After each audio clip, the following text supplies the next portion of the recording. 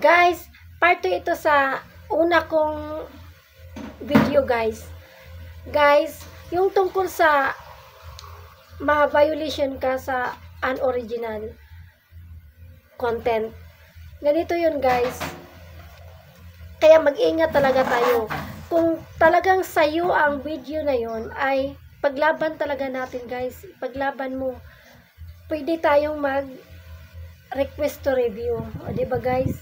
Dahil atin naman talaga yung video na yun. Tapos magkaroon tayo ng unoriginal content. Halimbawa, yung sinasabi ko nga, halimbawa, in-upload ng kaibigan mo yung picture yung dalawa, tapos nag-upload ka rin, tapos nauna lang siya. So, ikaw yung magkaroon ng violation. O, diba, guys? Kaya, minsan, nakaubos ng pasensya. Tapos, guys, yung pag-upload natin ng video, guys, halimbawa, mag-upload tayo ng 3 or 5 video sa isang araw. Kailangan pala talaga, guys, anuhan natin ng pagitan ng oras. Hindi natin sunod-sunod ang pag-post. Naalala ko pala dati nung not recommended ako.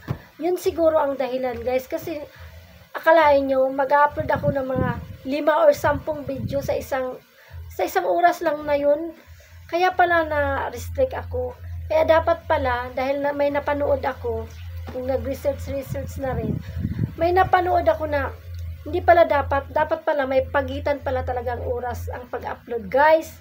Kaya, naku, isa na naman yan na ating matutunan, guys. Diba, guys? Pero nasa inyo pa rin yun, guys. Share ko lang yung aking nalalaman ngayon, guys. Yun lang, guys. Sana may natutunan at follow for more, guys. For more update. Thank you, guys.